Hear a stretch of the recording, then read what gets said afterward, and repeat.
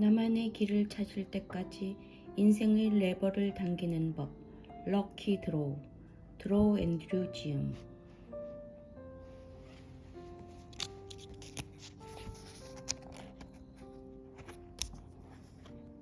엄마, 저 딱 1년만 놀게요. 엄마, 나 1년만 돈 못 벌어도 내가 하고 싶은 거 해봐도 될까?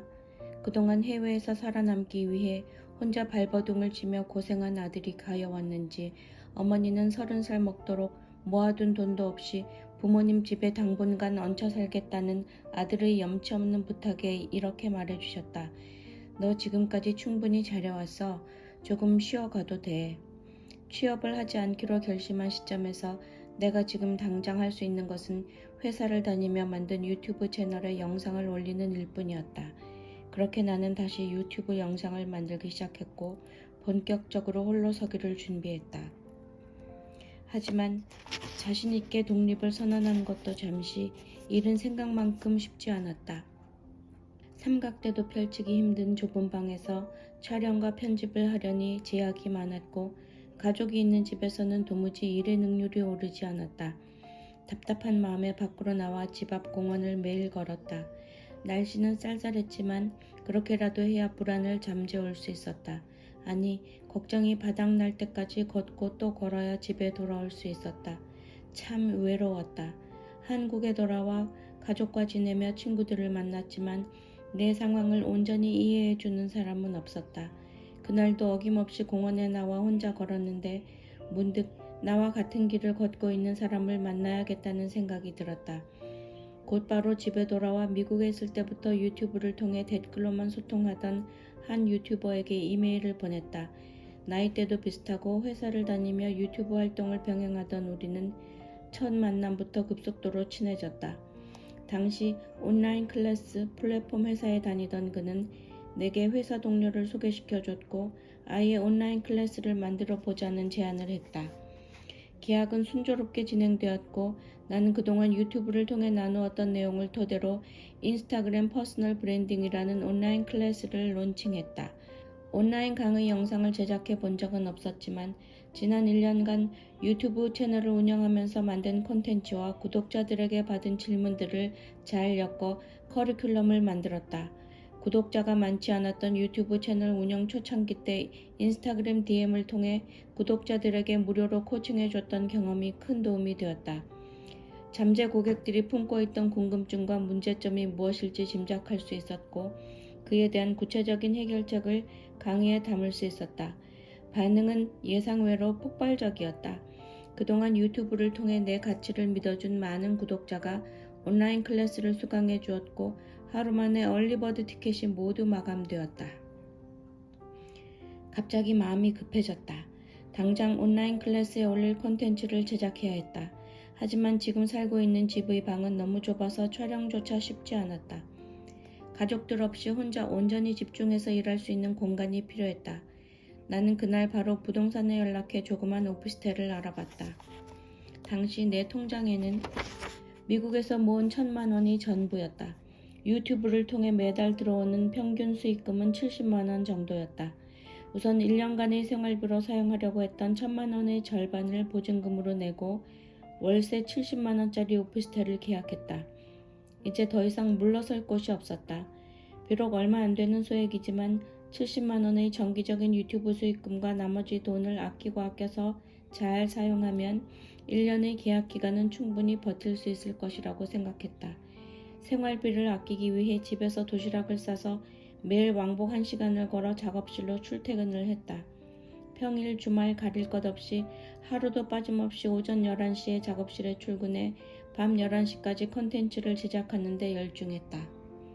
그 사이 한국에는 코로나 바이러스가 빠르게 확산되기 시작했다. 전례 없는 감염병이 온 세상을 덮치자 사람들은 패닉에 빠졌다. 학교와 회사는 문을 닫았고 온라인 교육과 재택근무를 시작했다.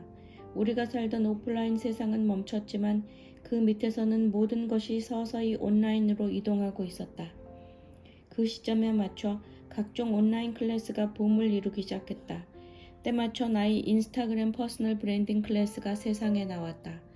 정확히 한 달이 지나자 내가 매일 작업실에 처박힌 채 만들어낸 온라인 클래스의 첫 정산금이 통장에 들어왔다. 나는 두 눈을 의심했다. 퇴사하고 처음으로 만든 패시브 인컴이 내가 그동안 주 5일 하루 8시간 동안 꼬박 일하며 번 월급보다 훨씬 많았기 때문이다. 내 클래스는 수강생들의 인스타그램과 블로그를 통해 입소문을 탔고 점점 더 많은 사람이 수강을 신청했다. 이때부터 매달 내 통장에는 가만히 있어도 자동으로 정산금이 찍히기 시작했다. 잔고 1,000만원에서 매달 1,000만원으로. 온라인 클래스를 오픈하고 나니 자신감이 생겼다. 이번에는 개인 사업을 해보고 싶었다. 당시 5년째 사업을 하던 한 친구의 권유로 1인 창업 지원 사업에 지원해보기로 했다. 퍼스널 브랜딩을 도와주는 웹사이트를 만들어 그와 관련한 상품을 판매하는 사업 아이템이었다. 며칠에 걸쳐 사업 계획서를 만들어 제출했지만 1차 서류 전형에서 보기 좋게 탈락했다. 그런데 문득 이런 생각이 들었다. 굳이 지원금을 받아 사업을 시작할 필요가 있을까? 나는 일단 사업 계획서를 쓰면서 기획한 내용을 바탕으로 SNS를 활용해 퍼스널 브랜딩을 하는 방법을 30쪽짜리 PDF 전자책으로 만들었다. 그리고 소셜미디어 퍼스널 브랜딩 가이드라는 이름으로 온라인 재능 거래 플랫폼에 등록했다.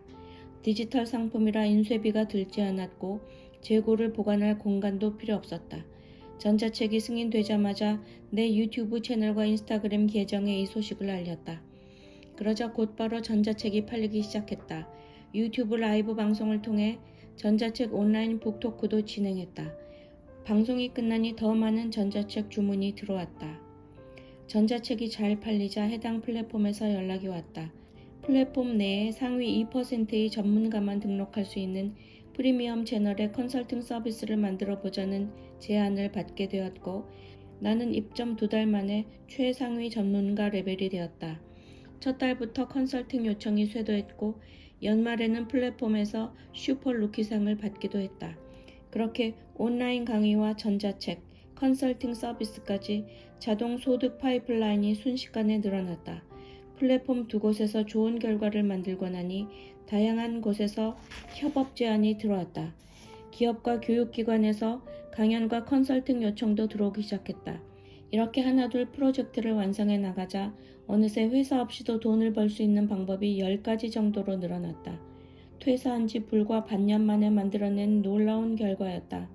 처음으로 통장에 1,000만원이 찍힌 날, 이 돈을 정말 받아도 되는지 의심이 들어 쓰지 않고 그대로 가지고 있었다. 다음 달에는 1,500만원이 들어왔고 그 다음 달에는 2,000만원이 들어왔다. 그해 연말에는 매달 3,000만원이 넘는 돈이 통장에 들어왔다.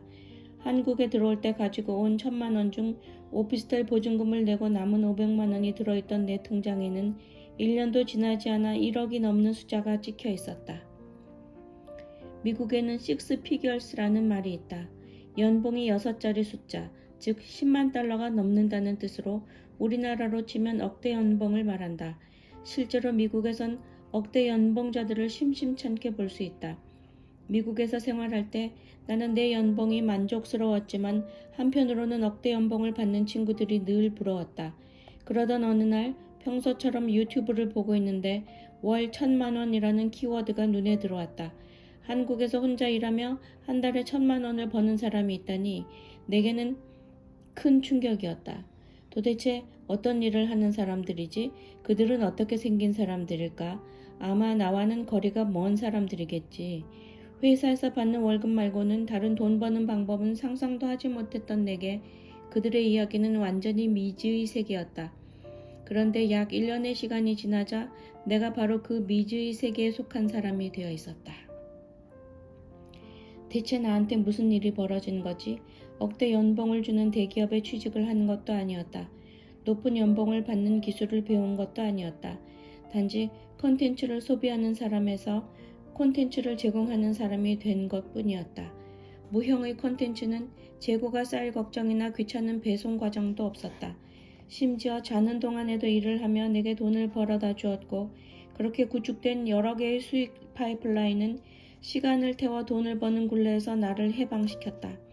이런 내 이야기는 SNS를 통해 빠르게 퍼져나갔고 여기저기에서 인터뷰와 강연 요청이 들어와 그 어느 때보다 바쁜 한 해를 보내게 되었다.